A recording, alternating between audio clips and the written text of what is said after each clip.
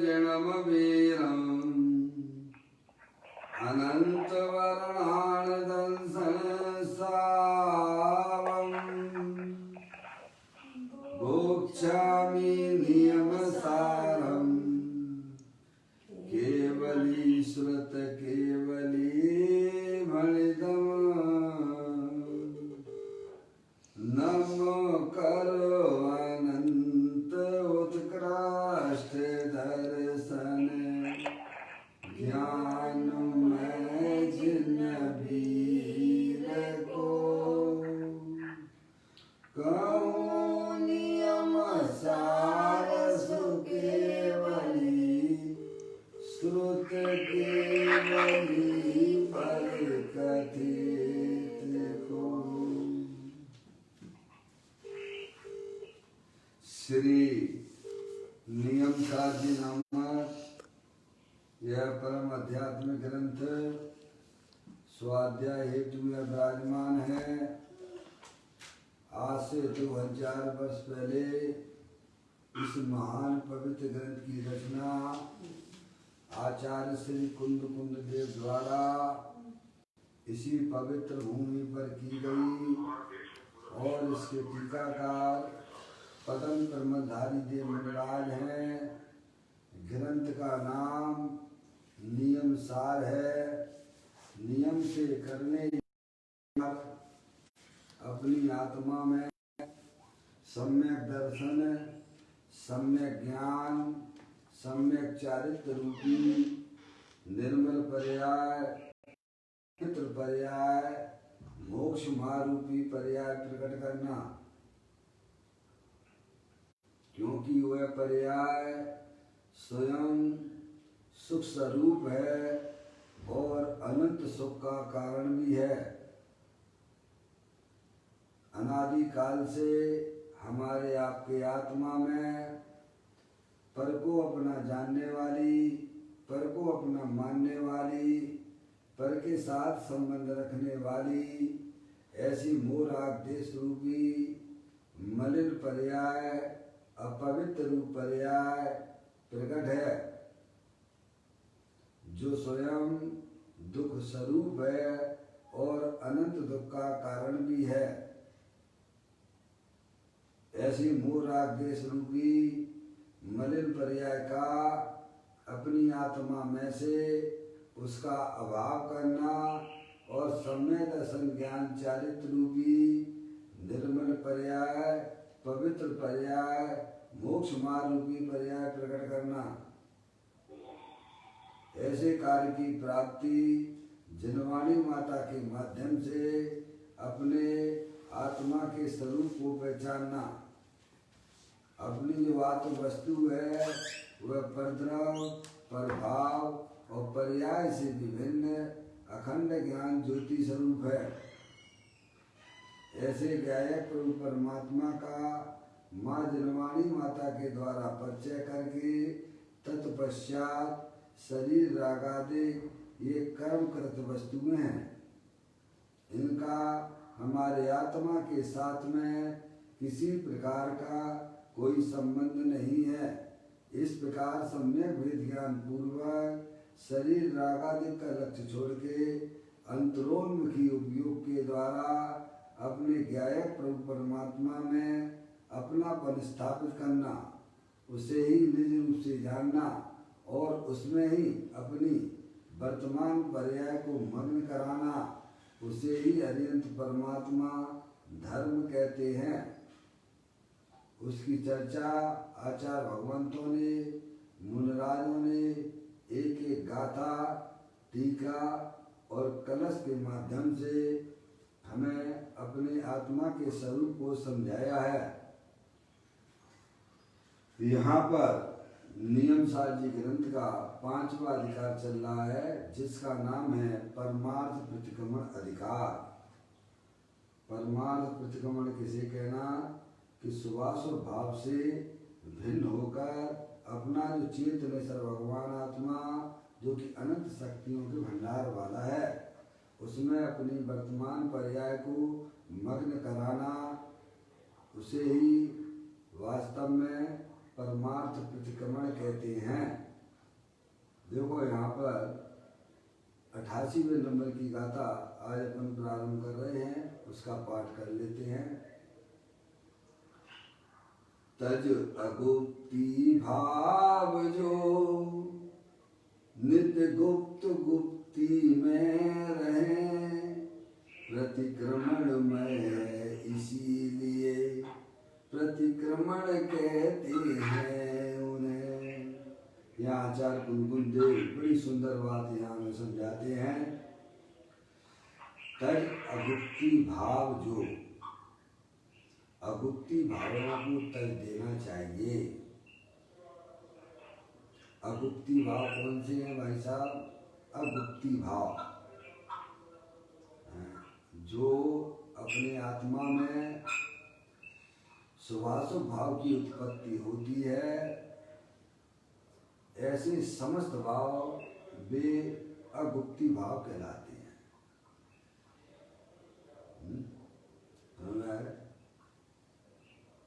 अगुप्ती भाव और गुप्ती भाव की चर्चा है। अगुप्ती भाव यानी अपनी आत्मा में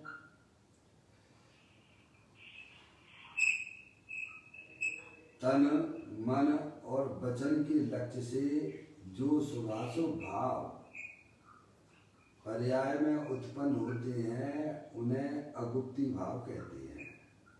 उसको तजने की बात यहाँ की जा रही है। उसे छोड़ देना चाहिए, उनका लक्ष्य छोड़ देना चाहिए, क्योंकि तन मन वचन सब ये जो है जड़ की क्रियाएं हैं। इसीलिए उनके लक्ष्य से होने वाले भाव जो शुभाशुभ भाव हैं उनको छोड़ने की बात की जा रही है। तनता, मनता, वचनता, जड़ता, जड़ संवेद, लघुता, गुरुता, गमनता, ये सब अजीब के खेल, ये सब जो हैं परद्रव्य हैं, ये चेतनेश्वर नहीं है। और इसीलिए जड़ के लक्ष्य से होने वाले भाव वे सब शुभाशुभ भाव, वे अगुप्ती भाव हैं। इसीलिए आचार्य कुंकुम देव कहते हैं कि तज अगुप्ती भाव जो नित्य गुप्त गुप्ती में रहे। मनराज की चारित्र की बात चल रही है, निश्चय चारित्र की बात चल रही है, प्रतिक्रमण की बात चल रही है। निश्चय प्रतिक्रमण किसे कहते हैं? तो कहते हैं तज अगुप्ती भाव जो नित्य यानी हमेशा गुप्त अपना ज्ञाय प्रभु परमात्मा जो कि समस्त अज्ञानी जीवों को भाई साहब गुप्त है। ऐसे गुप्त गुप्ती स्वभाव अपना गुप्त चेतनेश्वर भगवान आत्मा उसमें गुप्ती में रहें। अपने ज्ञाय प्रभु परमात्मा में अपनी पर्याय को मग्न कराना वही वास्तव में गुप्ती भाव है। तो कहते हैं तज अगुप्ती भाव जो नित्य गुप्त गुप्ती में रहे। प्रतिक्रमण है, प्रतिक्रमणमय है, इसीलिए प्रतिक्रमण कहते हैं उसे ही वास्तव में प्रतिक्रमण अपना भगवान आत्मा तीनों काल प्रतिक्रमण स्वरूप है, जो अपनी वर्तमान पर्याय को शुभाशुभ भाव से हटाकर उन्हें छोड़कर अपने ज्ञाय प्रभु परमात्मा में रमण करते हैं। वही वास्तव में उसे ही प्रतिक्रमण कहते हैं। ऐसी बात हमें आचार्य कुंकुम देव ने यह बात 88वें नंबर की गाथा के माध्यम से बता रहे हैं। देखो अब इसका अर्थ यहाँ लिखा हुआ है, जो साधु अगुप्ती भाव छोड़कर त्रिगुप्ती गुप्त रहता है, त्रिगुप्ती गुप्त रहता है, वह साधु प्रतिक्रमण कहलाता है, कारण कि वह प्रतिक्रमणमय है। अब यह टीकाकार पदम प्रमलधारी जमुनलाल इसी बात को विशेष रूप से समझाते हैं, आचार्य कुंकुम देव की बात को। त्रिगुप्ती गुप्तपना, तीन गुप्ती द्वारा गुप्तपना जिसका लक्षण है, समझे आप? मन वचन काया आ गया ना, त्रिगुप्ती। तीन गुप्ती द्वारा गुप्तपना जिसका लक्षण है, ऐसे परम तपोधन को निश्चय चारित होने का यह कथन है। यानी अपनी पर्याय जो है मन वचन काय है कि लक्ष्य से होने वाले जो शुभाशुभ रूप भाव परिणाम है, उन्हें छोड़कर जो अपना ज्ञायक प्रभु परमात्मा है, जो तीनों का अखंड ज्ञान ज्योति स्वरूप है, समझ गए आप। ऐसे ज्ञायक प्रभु परमात्मा में जो जीव हैं भाई साहब लीन होते हैं, मस्त रहते हैं, उन्हें ही वास्तव में प्रतिक्रमण होता है। तो कहते हैं त्रिगुप्ती गुप्तपना, तीन गुप्ती द्वारा गुप्तपना जिसका लक्षण है, ऐसे परम तपोधन को निश्चय चारित होने का यह कथन है। परम तपस्वन रूपी सरोवर के कमल समूह के लिए प्रचंड सूर्य समान ऐसे जो अति आसन भव्य मुनीश्वर भाय प्रपंच रूप अगुप्ती भाव छोड़कर, क्या कहा, परम तपस्वन रूपी सरोवर के कमल समूह के समान है। कमल कहाँ खिलता है भाई साहब? सरोवर है ना, ऐसे अपना भगवान अंतवा ज्ञानानंद सरोवर है, उसमें रत्नात्रय के फूल खिलते हैं, उसमें समझ लिया। परम तपस्चरण रूपी सरोवर के कमल समूह के लिए प्रचंड सूर्य समान ऐसे जो अति आसन भव्य मुनीश्वर बाय प्रपंच रूपी अगुप्ती भाव छोड़कर है। मुनिराज जो है बाहर के प्रपंच में बिल्कुल भी नहीं रहते हैं, समझ लिया। जो बाहर के प्रपंच में रस लेते हैं तो समझ लेना चाहिए कि उनने जो ये मुनिपना धारण किया वो सब उनका बेकार हो गया भाई साहब। इसीलिए मुनिराज जन जन से दूर रहकर जंगल में अपने आत्मा की साधना आराधना और उपासना करते हैं। भी उन्हें जानवरों से तकलीफ नहीं है, उन्हें इंसानों से तकलीफ है, समझ आप।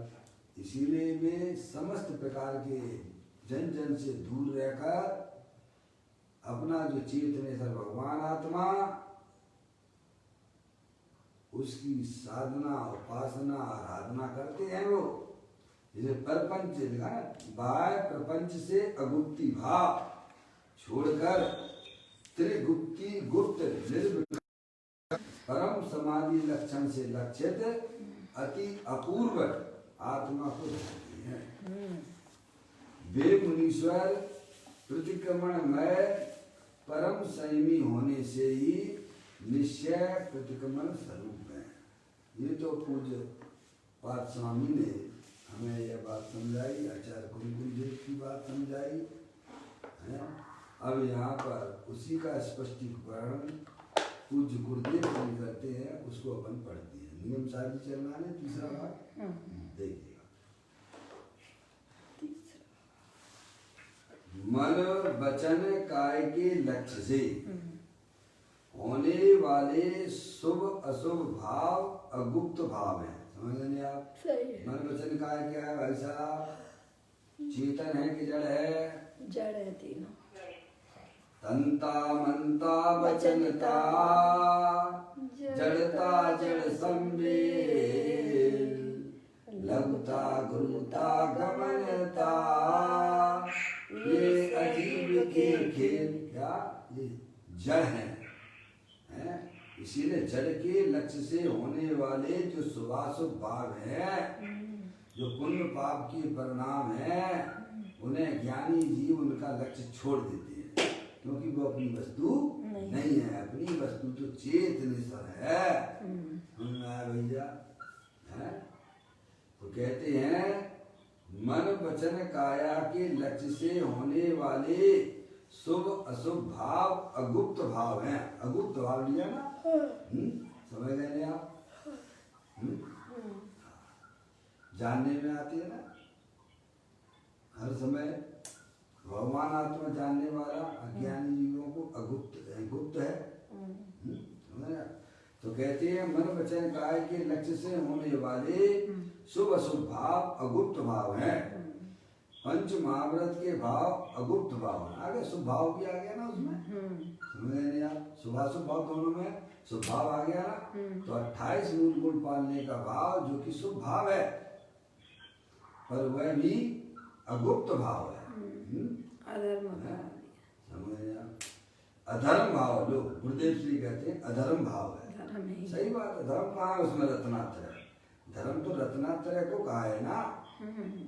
क्या धर्म तो सम्यक दर्शन ज्ञान चारित्र रूपी पर्याय को धर्म कहा गया। शुभ भाव को तो वो तो पुण्य भाव है। हिंसा झूठ चोरी कुशील परिग्रह के परिणाम ये पाप भाव है। इसीलिए वह 28 मूल गुण पालने का भाव अधर्म यानी धर्म नहीं है, वह तो शुभ भाव है। समझ आप? अब आप धर्म माने बैठे हो, इसीलिए आपको तकलीफ हो जाती है। कोई अगर आपको समझाए कि भाई साहब वो अधर्म है, तो आप लड़ाई झगड़ा करने लग जाते हो। सही बात है। धर्म पुण्य पाप धर्म तो 3 चीजें हैं ना मौसी। मौसी मौसी है लाइन पर? पे तो है। मम्मी? हाँ पापा? भाई 3 चीजें हैं कि नहीं? ये पुण्य है, ये पाप है और ये धर्म है। अब तुम धर्म को जानते ही नहीं हो, इसलिए पुण्य भाव को अधर्म कह दिया तो तुम लड़ाई झगड़ा करने लग जाते हो। परिणति सब जीव की 3 भांत वर्णी, एक पुण्य एक पाप एक राग हरणी। 3 तरह के परिणाम हुआ करते हैं भैया। एक अशुभ भाव, हिंसा के, झूठ के, चोरी के, कुशील के, परिग्रह के परिणाम वे अशुभ भाव है। और अपनी आत्मा में भगवान के प्रति भक्ति का, पूजा का, दया का परिणाम, पर जीवों की दया का परिणाम वह शुभ भाव है और पुण्य भाव है। तो धर्म क्या है? जो अपना त्रिकालिक ध्रुव भगवान आत्मा जो कि अनंत शक्तियों के भंडार वाला है, उसे अपना जानना, उसे अपना मानना और उसमें ही अपनी परिणति को मग्न करना, उसे धर्म कहते हैं। भाई तीनों अगर शब्द हैं तो उनके वाच्य भी होंगे कि नहीं होंगे?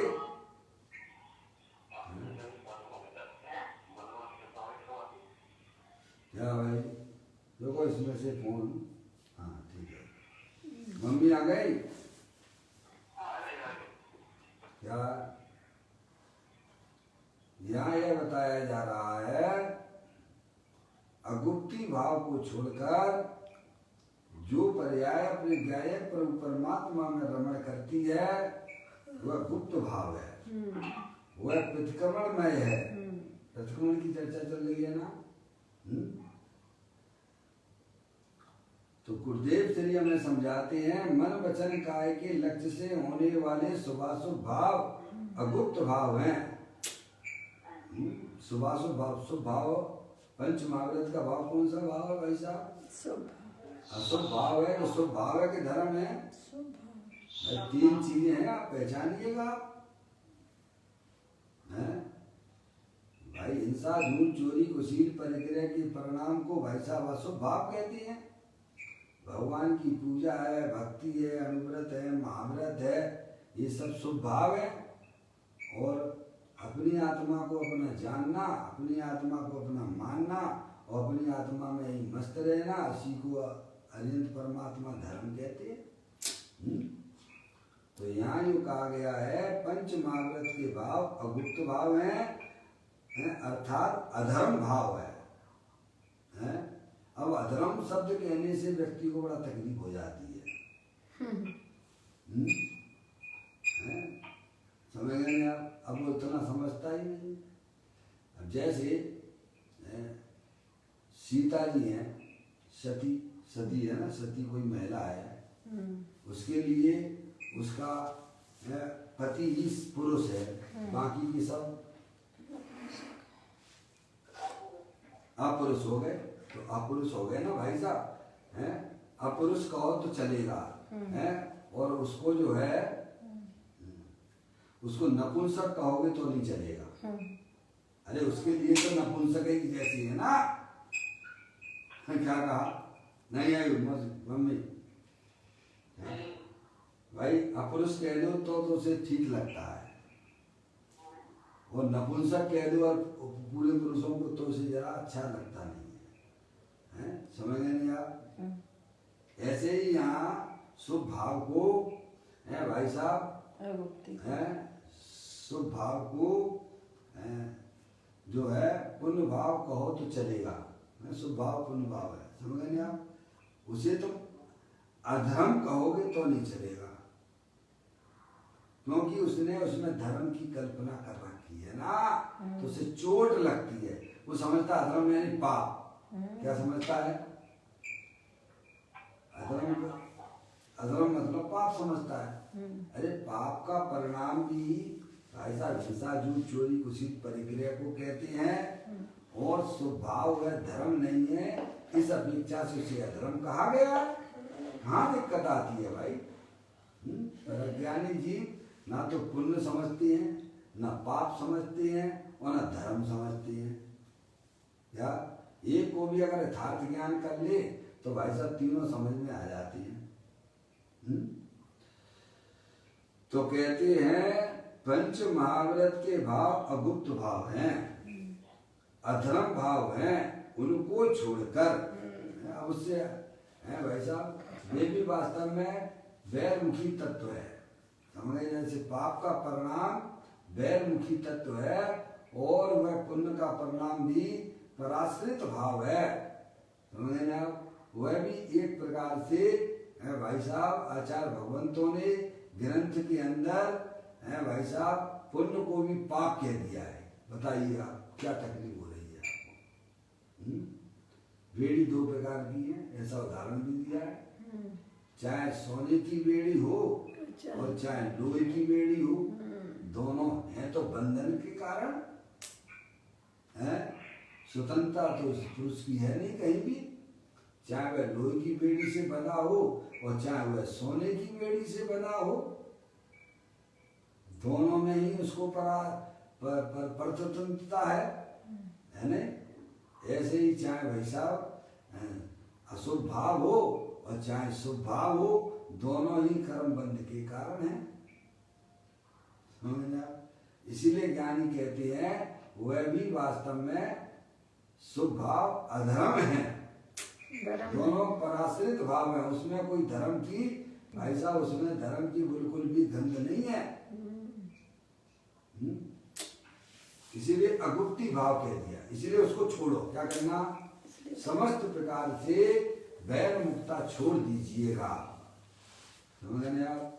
अपना जो चेतनेश्वर भगवान आत्मा जो कि तीनों काल गुप्त भाव से है भाई साहब उपस्थित है, विद्यमान है, ऐसे गायक प्रभु परमात्मा का जो ज्ञान, श्रद्धा और रमणता करते हैं, वे जीव को वास्तव में सच्चा प्रतिक्रमण होता है। ये बात हमें यहाँ आचार्य कुमकुम देव और पदम ब्रह्मदायी देव महाराज समझा रहे हैं। ठीक है, देखिए दोबारा से पढ़ता हूँ। मन वचन काय के लक्ष्य से, ये सब जड़ है ना, मन वचन काय के लक्ष्य से होने वाले शुभ अशुभ भाव अगुप्त भाव हैं। पंच महाव्रत के भाव अगुप्त भाव है, अधर्म भाव हैं, उनको छोड़कर शुद्ध चेतन में आना हुआ गुप्ती भाव है। क्या भाई? गुप्ती की बात चल रही, गुप्ती। अगुप्त भाव किसे कहना और गुप्त भाव किसे कहना?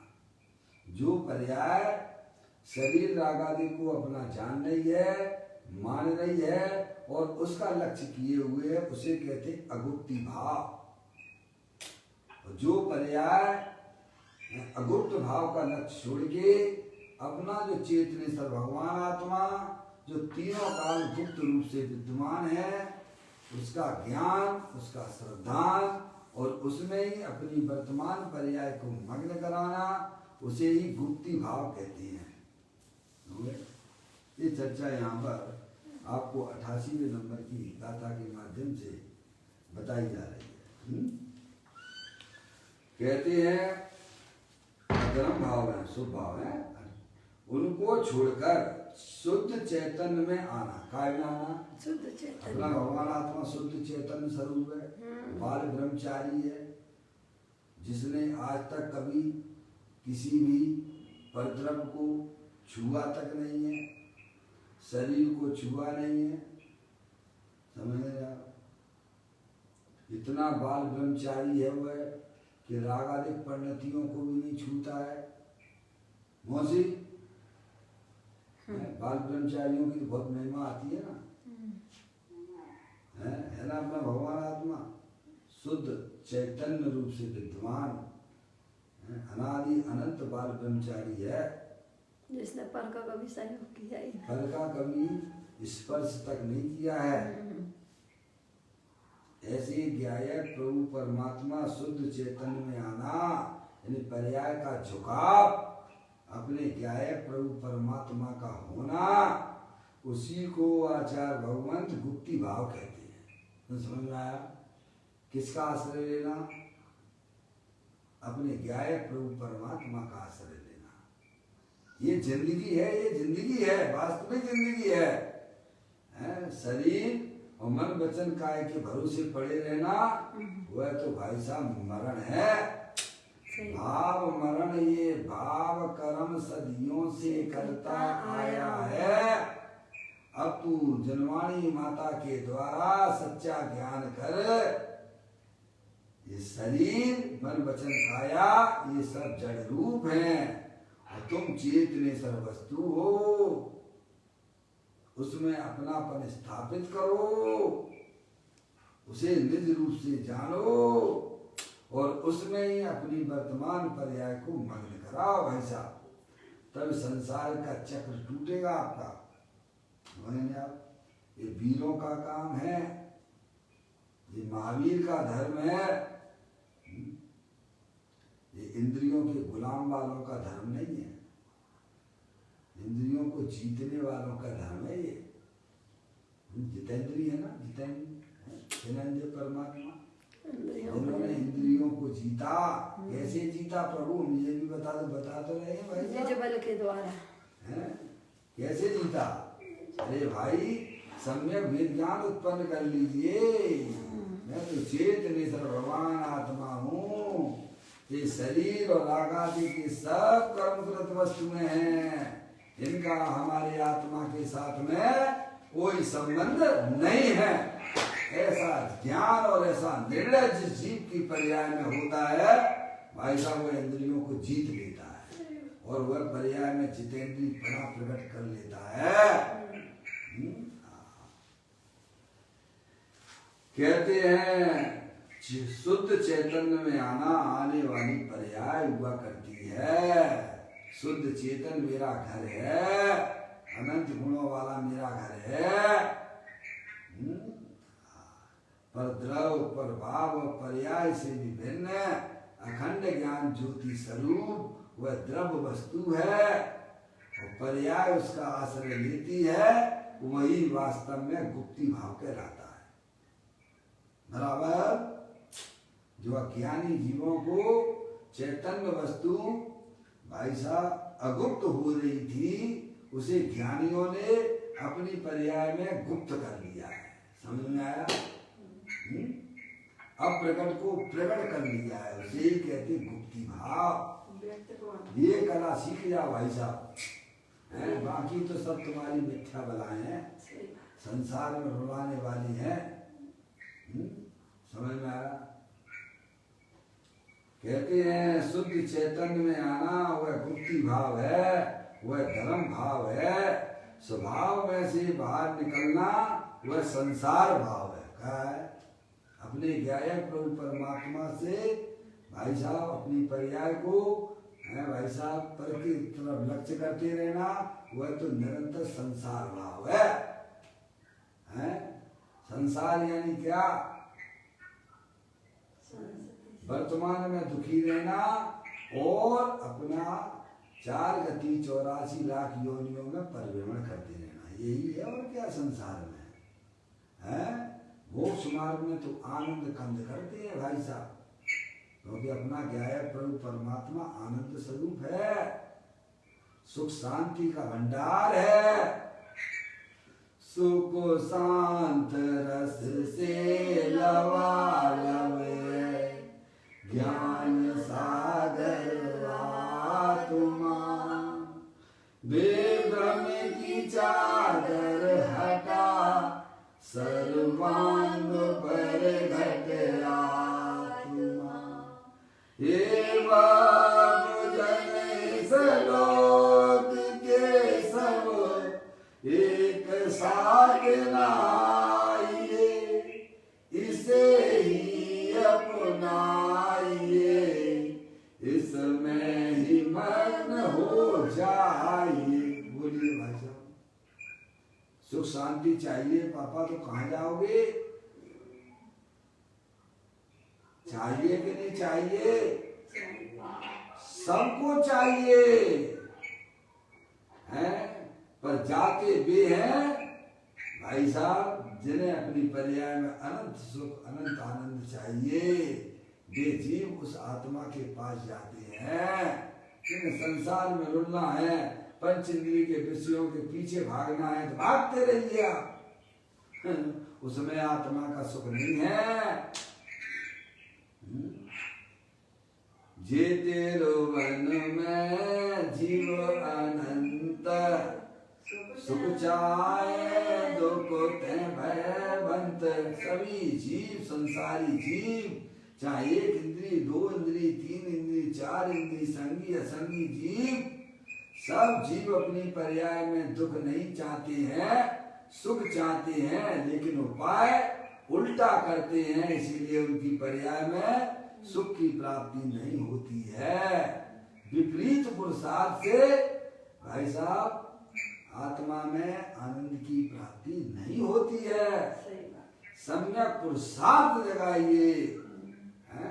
चाहते सब हैं, मिलता उन्हीं को है जो सम्यक ये ज्ञान करते हैं, सच्चा पुरुषार्थ करते हैं, उन्हें अपनी आत्मा की प्राप्ति होती है, उन्हें सुख की प्राप्ति होती है। भैया सबके पल्ले लाल लाल बिना कोई नहीं, गांठ खोल देखी नहीं, ताते भयो कंगाल है।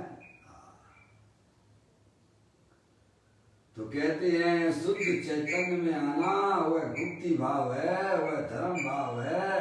स्वभाव में से बाहर निकलना वह संसार भाव है।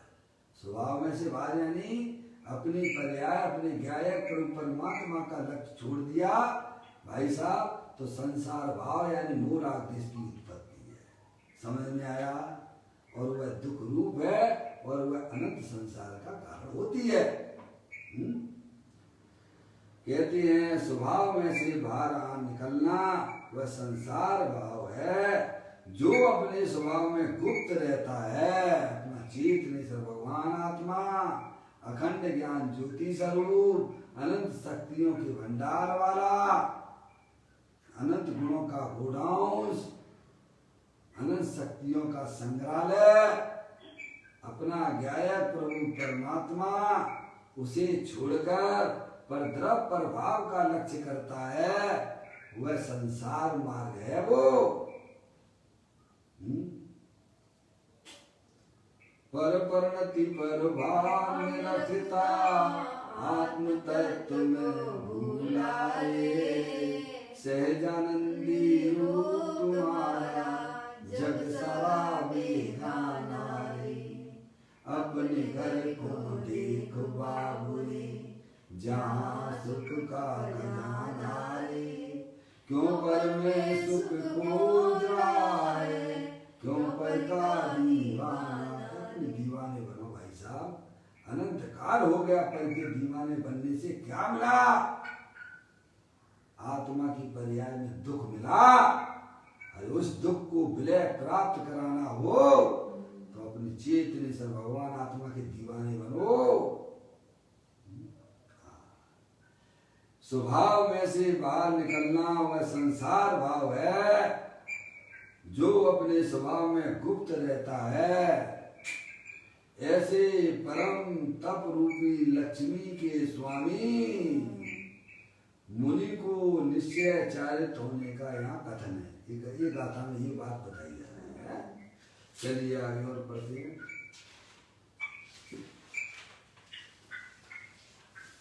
सच्चा भावलिंगी मुनि कैसा होता है? क्या भाई? सच्चा भावलिंगी मुनि कैसा होता है? तो लोगों को लगता होगा भाई साहब कि झूठे भी होते हैं क्या? हैं? जो अपने आत्मा को नहीं जानते हैं, बाहर में मुनि व्रत धारण कर लिए, वे सब झूठे हैं। आत्मा को जाने बिना कोई भी जीव मुनि हो नहीं सकता है। समझ रहे हैं आप? अपन ने अनंत बार झूठे मुनि पर धारण किया, दूसरों की क्या बात करें? मुनि व्रत धार अनंत बार गिरे को बुझायो, पे निज आत्म ज्ञान बिना सुख लेस न पायो। क्या भाई साहब? समझे? जहाँ मनुष्य होना कठिन है, मुनि कहाँ से होए? वो मुनि हुआ तो सिद्ध हुआ, करनी रही ना कोई। समझ में आया? इसको कहते हैं मुनि। कुछ नहीं, बस अपने आत्मानंद का आनंद में मस्त रहना, उसी का नाम मुनि है। समझ गए? बाहर के प्रपंच से हमें क्या लेना देना? ये तो सब शराबकों के काम है। किनके काम है? गृहस्थों के काम है। शराबकों के भी काम नहीं है, हैं? अगर उसमें ही अगर लाभ मानता है भाई साहब, वो भी कैसे में उसमें नहीं है, डूब जाएगी। समझ गए आप? काम एक आत्मा तीखो, दूजो नहीं मन रोग। मुनराज का पर्याय का लेवल बहुत ऊंचा हो गया है।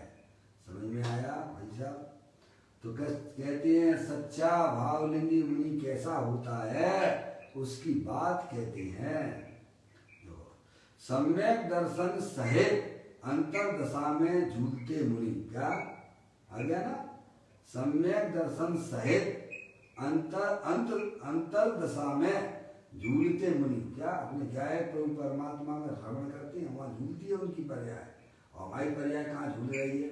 शुभाशुभ भाव में झूल।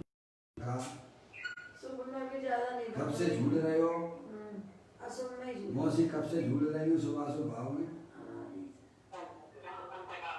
बोलिए, सोचिए। अब तो कुछ नया काम करो ना भाई। हैं? ये तो त्रियंज गति के झूला करते हैं भाई साहब। आप तो मनुष्य और जिनेन कुल में आए हो, माँ जन्मानी का समागम मिला है, तो कुछ अच्छे काम करो ना पर्याय में। है?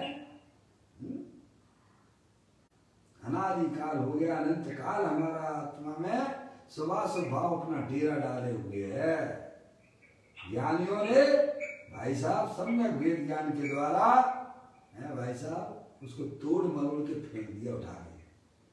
जिन्हें पुण्य पापो नहीं कीना, आत्मानुभव चेत दीना, तिन्हीं विधि आवत रोके, संबर लहे सुख अवलोके। क्या?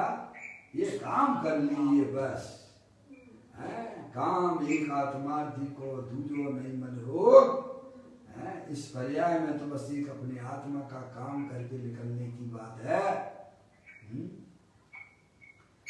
कहते हैं सम्यक दर्शन सहित अंतरदशा में झूलते मुनि। मुनिराज ये काम करते हैं भाई साहब, अपने गायक प्रभु परमात्मा की अस्थि की मस्ती में मस्त रहते हैं। और जो आत्मा के नाम से ही चिढ़ता है, बोलिएगा आत्मा ही शब्द नहीं निकलता है, बताइए। दूसरे की बाहरी बात बहुत निकल जाएगी। नौमी के ऊपर प्रवचन कराएगा। क्या कहा? नौमी के ऊपर राम के ऊपर खूब बोल देगा, आत्मा के शब्द नहीं बोलेगा। अरे आत्मा ही राम है, जो अपने आत्मा में रमे उसे राम कहती है भैया। हैं? पर कहाँ समझते हैं भाई साहब? आत्मा की बात कहने में उन्हें ऐसा लगता है कि भाई साहब रोटी नहीं मिलेगी, इसीलिए आत्मा नहीं बोलना है। रोटियों के भूखे हैं, घर गृहस्थ में रहो ना भैया। साची बात है, बोलो ना भाई।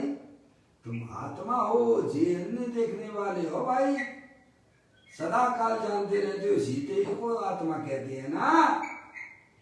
आत्मा को जाने बिना किसी भी आत्मा का कल्याण नहीं हो सकता है। दिन रात आत्मा का चिंतन मृदु संभाषण में वही कथन निकलता आत्मा के बारे में। अरे जिनेन्द्र देव परमात्मा की वाणी भी भाई साहब एक आत्मा कोई तो बताती है ना। अनंत काल हो गया, अनंत काल से एक धारा प्रवाही चला जा रहा है, समझ आत्मा के बखान उसमें किए जाते हैं। तुम क्यों डरते हो? कहते हैं सम्यक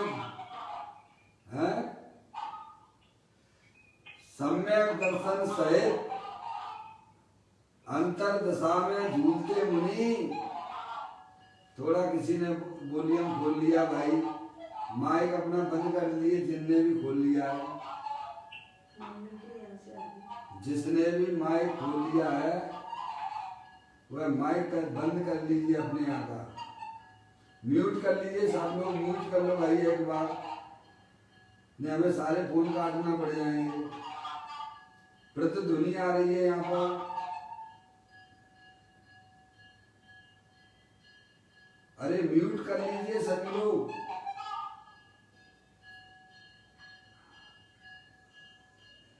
म्यूट कर लीजिए भाई। दोबारा लगाऊं सबके काट के क्या? क्योंकि प्रतिध्वनि आ रही है ना यहाँ पर, हमारी आवाज है। बंद कर लीजिए भाई।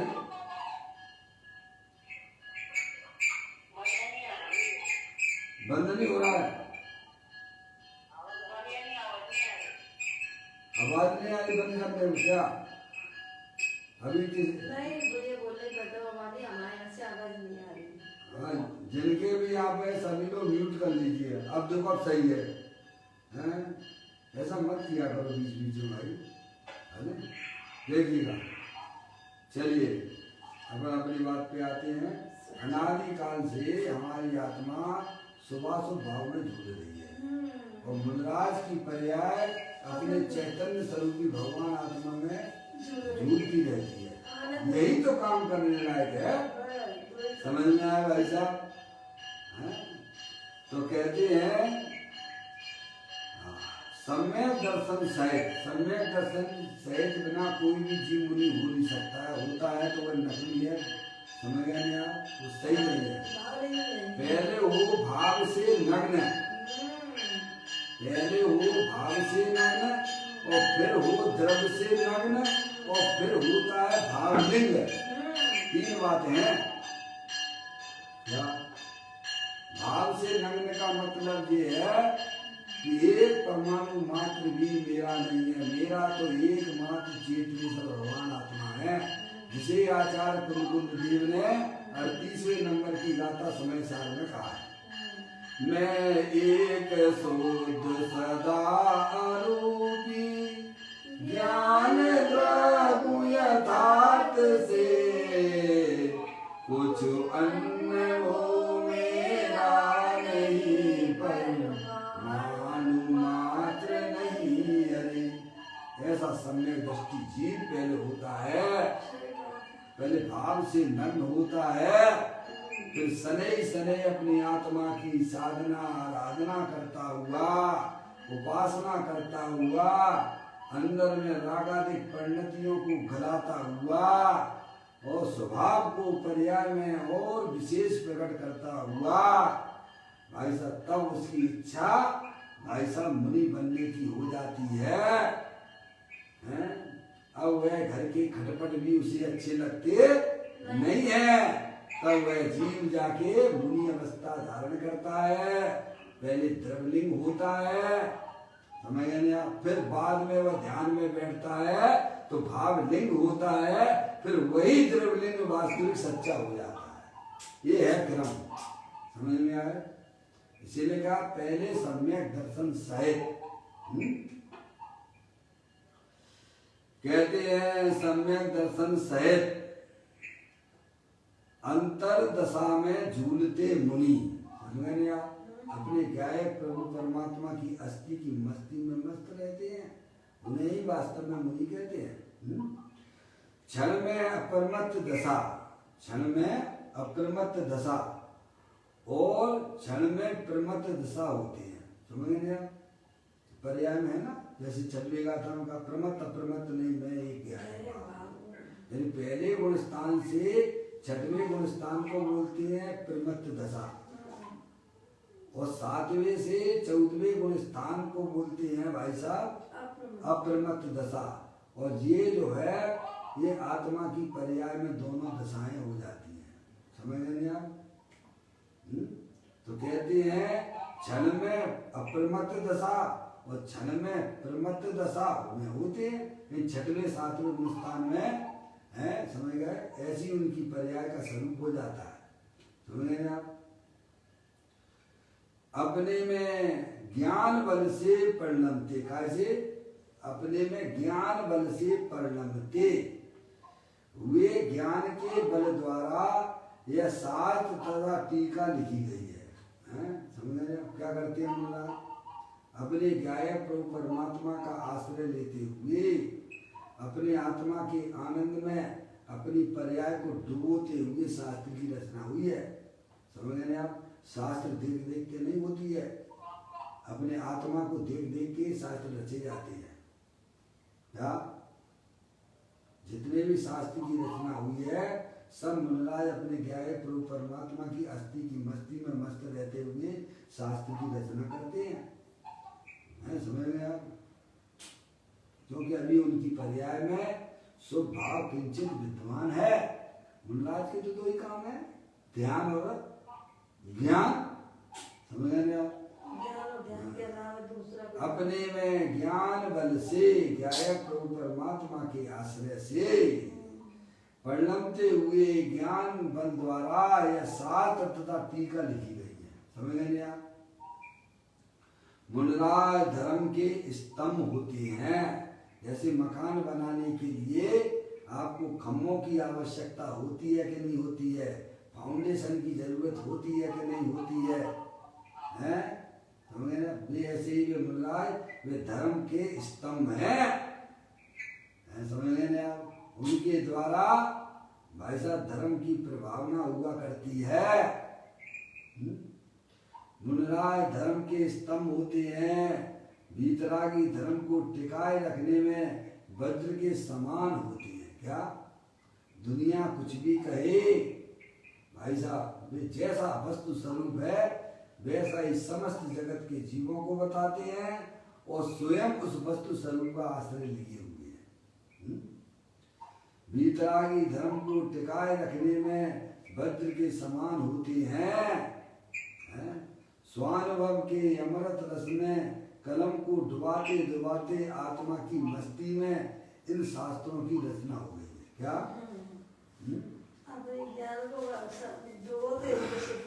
स्वानुभव के अमृत रस में कलम को डुबाते डुबाते, क्या देखो तो पेन पेंसिल से तो वे लिखते नहीं है शास्त्र, ये तो आपको भी मालूम है। पेन पेंसिल भी नहीं होती उनके पास में, रहती है क्या? तो शास्त्र कैसे लिख गए? ताड़ पत्र पे लिखे गए। क्या भाई साहब? काय पे? ताड़ पत्र। ताड़ पत्र पे तुम्हारी स्याही चलेगी क्या? ताड़ पत्र पे स्याही चलेगी क्या? हैं? स्याही तो खुद भी अनंत जीवों का पिंड है, उसका उपयोग करेंगे तो हिंसा के पापी हो जाएंगे भाई। समझ में आया? और हिंसा का तो उन्होंने सर्वथा रूप से त्याग किए हुए हैं। समझो आप जैन दर्शन क्या चीज है, हैं? हम पहचान नहीं पाते हैं। अब क्या करें? तो पंचम काल है भाई साहब, उनको बिल्कुल तकलीफ नहीं होती थी। भले उनके जो है ताल पत्रों पर लिखते समय भले उनकी उंगलियों में से खून निकलने लग जाता हो, लेकिन भाई साहब वो तो आनंद की मस्ती में मस्त रहते हैं। कहाँ उनको शरीर के प्रति लक्ष्य रहता है? समझ में आया भाई साहब? उन्हें शरीर के कष्ट से तकलीफ नहीं है, उन्हें आत्मा में रागादिक प्रवृत्ति जो उत्पन्न हो रही उसका कष्ट होता है उन्हें। समझ में आया? तो कहते हैं मुनिराज धर्म के स्तंभ होते हैं, वीतरागी धर्म को टिकाए रखने में वज्र के समान होते हैं, स्वानुभव की अमृत रस में काय में कलम को डुबाते हैं। ये कलम कौन सी है? क्यों भैया, ये आपको मार्केट में मिलेगी क्या? स्वानुभव की अमृत रस में कलम को डुबाते डुबाते आत्मा की मस्ती में इन शास्त्रों की रचना हो गई है। समझ गए आप? वे अक्षर अथवा विकल्प के कर्ता नहीं है। समझ गए आप? लिखने के भी वे तो सब जो है बरगड़ाओं का काम है, उसका मालिक है, उसका कारण जो है वह बरगना है, आर बरगना है। समझ गए आप? वे अपने आप को उसका मालिक नहीं मानते हैं, इसीलिए आचार्य अमृतचंद देव ने यही तो लिखा टीका में समय सार में, मोह में मत नाचना कि आचार्य अमृतचंद देव का काम है। समझ रहे हैं आप? ये अक्षर जो है ये भाई साहब सुनने भी ऐसा में खुदगल परिणाम का काम है, ये मेरा काम नहीं है, और बोलने का काम भी मेरा नहीं है, ये भी बरगणाम का काम है, भाषा बरगणाम का काम है। मैं तो अपने आनंद की मस्ती में मस्त हूँ। समझ में आया भाई? कहते हैं स्वानुभव के अमृत रस में कलम को डुबाते डुबाते आत्मा की मस्ती में इन शास्त्रों की रचना हो गई है। वे अक्षर अथवा विकल्प के कर्ता नहीं है। विकल्प और राग तो अगुप्त भाव है।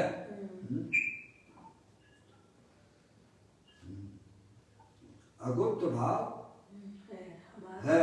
देखिए वे अक्षर अथवा विकल्प के कर्ता नहीं है, क्योंकि वे सब जो है भाई साहब कर्म उदय जनित अवस्थाएं हैं, वो सब जो है पुद्गल कर्म की रचना है उसमें, है नहीं? विकल्प और राग तो अगुप्त भाव है। अगुप्त भाव में लिया था स्वभाव, अगुप्त भाव में स्वभाव लिया था ना, वो है। हमारा स्वभाव नहीं है, ऐसा जानकर अपने स्वभाव में गुप्त रहते हैं। क्या जो तो खुद ही कहते हैं पूज्यपाद स्वामी जी, भाई साहब है मैं किसी को समझा सकता नहीं, और पर को समझाने का जो हमारे अंदर में राग उत्पन्न हो रहा है वो पागलपन है। क्या कहते हैं वो? थोड़ा किसी की आवाज खुली हुई है, जिन भाइयों की थोड़ा ध्यान दीजिए। भाई साहब माइक बंद कर लीजिए, आप डिस्टर्बेंस हो रहा है सबको, माइक बंद कर दीजिए।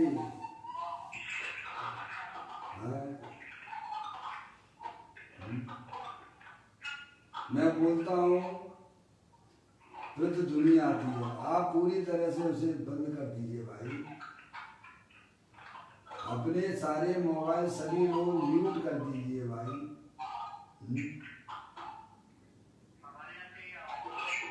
अजय भाई क्या कह रहे हो? आपके यहाँ से नहीं आ रही अजय भाई? आपके मोबाइल में नहीं आ रही है, हमारे मोबाइल में आ रही है। एक काम करते हैं हम सब, ये फोन को काटते हैं और दोबारा से लगाते हैं। आप लोग दोबारा उस पर लाइन पे आ जाना, है ना? दोबारा से मैं लगा देता हूँ आपको, कोई दिक्कत नहीं है, क्योंकि फिर वो चल नहीं पा रहा, स्वाध्याय व्यवस्थित नहीं हो पा रहा है। मैं दोबारा से आप सभी को लगा रहा हूँ। अजय भाई आपका चालू रहेगा नहीं? ये लीजिए लगा। हाँ बहुत सुंदर बात है भाई। देखो यहाँ कहते हैं मुनिराज धर्म के स्तंभ होते हैं, वीतरागी धर्म को टिकाए रखने में वज्र के समान होते हैं। भाई साहब जिसे कोई हिला नहीं सकता है, हमें ऐसे मुनिराज वज्र के समान होते हैं। जैसे कोई वज्र पहाड़ होना उसे कौन हिलाएगा? वज्र की चट्टान होना भाई साहब उसे कोई हिला नहीं सकता है। ऐसे ही मुनिराज जो है भाई साहब धर्म के वज्र के स्तंभ हैं। कहते हैं वीतरागी धर्म को टिकाए रखने में वज्र के समान होते हैं। स्वानुभव के अमृत रस में कलम को डुबाते डुबाते आत्मा की मस्ती में इन शास्त्रों की रचना हो गई है। क्या इन शास्त्रों की रचना कैसे हुई है वो भी बता दिया कि निरंतर अपनी पर्याय रूपी कलम को अपने ज्ञायक प्रभु परमात्मा में डुबाते डुबाते हुई है। क्या अजय भाई, ये शैली केवल जगन्नाथ जैन दर्शन में मिलेगी आपको कि अपनी पर्याय रूपी कलम को अपना जो द्रव स्वभाव भगवान आत्मा जो का कुंड है उसमें डुबाते डुबाते मुनिराजों ने इन ग्रंथों की रचना की है। समझ गया? वे अक्षर अथवा विकल्प के कर्ता नहीं है। समझ गए? रचना जो हो गई है शास्त्र की वो स्वयं ही आहार वर्णना स्वयं ही शब्द रूप से प्रगमन हो गई है। और ये जो विकल्प है समझ गए आप, वे विकल्प कर्म उदय जनित अवस्था है। राग हुआ है इसीलिए शास्त्र की रचना हुई है, ऐसा भी नहीं है। समझ गए आप? राग के कारण से भी नहीं। गजब है, राग अलग है और शब्द अलग है, सब अलग अलग है, सब भिन्न भिन्न है। चेतनेश्वर भगवान आत्मा भिन्न है। वे अक्षर अथवा विकल्प के कर्ता नहीं है। समझे आप? क्योंकि उनका लक्ष्य है भाई साहब वहाँ है ही नहीं है। अज्ञानी जीव कर्ता हो जाता है क्योंकि उसका लक्ष्य बैलमुखी है ना। तो कहते हैं कि अक्षर अथवा विकल्प के कर्ता नहीं है। विकल्प और राग तो अगुप्त भाव है। क्या है? क्या है? विकल्प और राग वह तो अगुप्त भाव है, वह गुप्त भाव नहीं है। गुप्त भाव किसे कहना? अजय भैया, अपने ज्ञायक प्रभु परमात्मा में पर्याय का मस्त हो जाना वही वास्तव में गुप्त भाव है। और अपने ज्ञायक प्रभु परमात्मा को छोड़कर परद्रव प्रभावों में जिसका लक्ष्य जाता है वह अगुप्त भाव कहलाता है। कहते हैं विकल्प और राग तो अगुप्त भाव है, हमारा स्वभाव नहीं है। समझ गए नहीं आप? ऐसा जानकर अपने स्वभाव में गुप्त रहते हैं। समझ गए नहीं आप? हस्ती की मस्ती में मस्त रहते हैं। इस प्रकार स्वरूप गुप्त और तपोधन रूपी लक्ष्मी सहित महामुनियों के निश्चय चारित्र का कथन है इस गाथा में और टीका में ये समझाया। अब देखिएगा यहाँ पर पूज्यपाद स्वामी की लाइन, शुभाशुभ भावों से विमुख होकर, आ गया ना, शुभाशुभ भावों से विमुख होकर शुद्धात्मा का निर्विकल्प रूप से ध्यान करना वह प्रतिक्रमण है। क्या है? अपनी आत्मा में जो परिधि लक्ष्य से जो शुभ अशुभ भाव उत्पन्न होते हैं उनका ज्ञानी जीव उनका लक्ष्य छोड़ देते हैं और अंदर में जो शुद्धात्मा जो परद्रव प्रभाव और पर्याय से भी भिन्न है, अखंड ज्ञान ज्योति स्वरूप है, उसमें अपनी पर्याय को मग्न कराते हैं, उसे ही वास्तव में प्रतिक्रमण कहते हैं। मुझे लगता है कि कठिन लगना नहीं चाहिए। समझ में आया भाई साहब? हैं? तो कहते हैं शुभाशुभ भावों से विमुख होकर, जो पर्याय रागादिक में रुचि थी, रागादिक का लक्ष्य करती थी, वह तो संसार मार्ग था। और जो पर्याय अपने द्रव्य स्वभाव के सम्मुख होकर उसमें मग्न होती है वही वास्तविक भाई साहब प्रतिक्रमण है। ये बात यहाँ में पदम प्रबंधाई देव मुल्ला ने समझाई। देखो आप, शुभाशुभ भावों से विमुख होकर पर्याय में होने वाले जो भी पुण्य पाप के परिणाम हैं उनसे विमुख होकर, यानी उससे उन्होंने अपने ज्ञान की पर्याय को क्या कर लिया है, उसका लक्ष्य छोड़ दिया है। शुभाशुभ भाव तो है, देखिए आप, पर्याय में भूमिका अनुसार शुभाशुभ भाव तो होते हैं पर ज्ञानी उसका लक्ष्य नहीं करते हैं, ज्ञानी उसका आश्रय नहीं लेते हैं। आश्रय लेने योग्य तो अपना शुद्धात्मा है जो सदा काल परद्रव प्रभाव पर्याय से भी भिन्न है, उसका आश्रय लेते हैं भाई साहब। तो कहते हैं शुभाशुभ भावों से विमुख होकर शुद्धात्मा का निर्विकल्प रूप से ध्यान करना प्रतिक्रमण है। क्या है? ध्यान करना। किसका ध्यान करना है? ना वस्तु अंदर में स्थायी वस्तु है ना भाई साहब, जो ना कहीं आती है ना कहीं जाती है। समझे? ऐसे वज्र के समान चैतन्य द्रव है, उसका ज्ञान, उसका श्रद्धान और उसी को रमण करना, यही वास्तव में धर्म है ये। है? अरे वस्तु कहीं से आपको लाना थोड़ा, शुद्धात्मा आप तो स्वयं ही हो ना।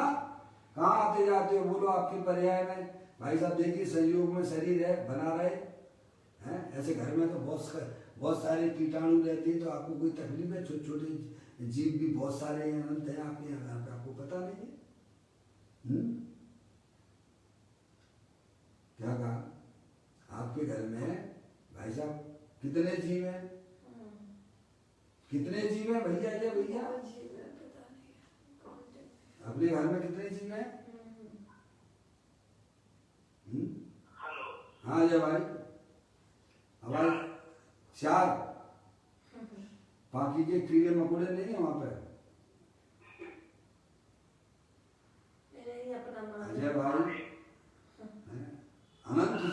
अनंत जीव है अजय भैया, तो आपको क्या तकलीफ है ये बताओ? हैं? बताइए। जिन्हें अनंत है जिन्हें अपन जीव ही नहीं गिन रहे। ये तो हमें यही लगता है हमारी स्त्री है और हमारी पुत्री है, पुत्र है, यही जीव है, बाकी तो सब क्या भाई? ज्ञान की आंखें खोलना पड़ेगी भाई साहब।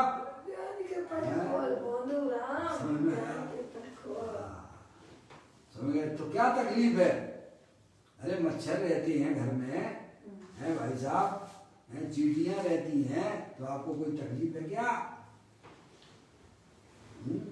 ऐसे ही आत्मा के साथ में अनादिकाल से ये शरीर जड़ रूपी है, अनंत पुद्गल परमाणुओं का पिंड है और रागादिक परिणतियां, तो आत्मा को क्या तकलीफ है उसमें भाई? अनादिकाल से रह रहे हैं। अब चूंकि अपने आप को जानता नहीं है, इसीलिए उसे तकलीफ ही तकलीफ बनी रहती है। कहते हैं स्वभाव भावों से विमुख होकर, क्या अपनी पर्याय में होने वाले जो पुण्य पाप के परिणाम है, उससे उन्होंने अपनी पर्याय को क्या कर लिया है? विमुख कर लिया है, यानी उसका लक्ष्य छोड़ दिया है। अंदर जो स्थायी वस्तु है, जो चेतनेश्वर वस्तु है भाई साहब, उसका उन्होंने लक्ष्य किया है, उसे ही अपना जाना है, उसे ही अपना माना है और उसमें ही अपनी पर्याय को मग्न कराते हैं। वे होते हैं ज्ञानी। हमें अपनी पर्याय में अगर ज्ञानी बनना हो तो जो पंच परमेष्ठी ने जो अपना भाई साहब कार्य किया है, भाई साहब वैसा कार्य करने का सीख जाइए। बस चौथे गुण स्थान से प्रक्रिया चालू हो जाती है ज्ञानी की। शुभाशुभ भावों से विमुख होकर शुद्धात्मा का निर्विकल्प रूप से ध्यान करना। किसका करना? शुद्धात्मा है कि नहीं आपके पास में? है? मौसी का नहीं है? समझ गए नहीं आप? क्या शुद्धात्मा है कि नहीं है? कहीं गया है क्या तुम्हारा शुद्धात्मा? अरे तुम ही शुद्धात्मा हो। अब शरीर को भाई साहब अपना जान लिया, अपना मान लिया, का हो गया तुम्हारा क्या? अजय भैया अनंत काल से कितने शरीरों को अपना जाना, अपना माना, एक आध साथ में लेके आए हो क्या? एक भी नहीं रहा और जे भी नहीं रहा। बोलिएगा। जब वे साथ में नहीं चले हैं तो ये चलने की कोई संभावना दिखती है क्या? सम्यक भी ज्ञान अंदर में उत्पन्न करो। भाई साहब मैं तो चेतनेश्वर वस्तु हूँ, ये शरीर जड़ है। ऐसे ही हमारी पर्याय में विविध प्रकार के सब अशुभ भाव होते हैं। दिनेश करती कौन से भाव आए? सब चले गए ना भाई साहब। तुम तो रहे कि नहीं रहे? अरे सुबह से देखो कितने के कितने शुभ भाव आते हैं। ये एक भी हमारे आत्मा के साथ में रहते हो तो बताइएगा आप। लेकिन आप रहते हो कि नहीं रहते हो? उसी को तो शुद्धात्मा कहते हैं। वह शुद्धात्मा अनंत शक्तियों के पावरफुल वाला है। तो कहते हैं शुभाशुभ भावों से विमुख होकर शुद्धात्मा का निर्विकल्प रूप से ध्यान करना हुआ प्रतिक्रमण है। अभी अपना समय हो गया भैया है। अब इसकी चर्चा जो पूज्यपाद स्वामी की ये लाइन है कि शुभ अशुभ भावों से विमुख होकर यानी पर्याय का झुकाव है भाई साहब, उन पर्यायों की तरफ ना होकर द्रव्य स्वभाव जो अंदर में विद्वान जो शुद्धात्मा है उसकी तरफ जिनका जाता है, जो उस द्रव्य स्वभाव में मग्न रहते हैं उन्हें ही वास्तव में प्रतिक्रमण होता है। उसकी चर्चा यहाँ पर कल पूज्य गुरुदेव श्री उसका स्पष्टीकरण करेंगे। अभी अपना समय यहाँ पर होगा। निज निधि निज में बताई ये अनंत अनंत उपकार है उसके लिए जिन वाणी माँ को वंदना सतवार है, वंदना सतवार है। नौवान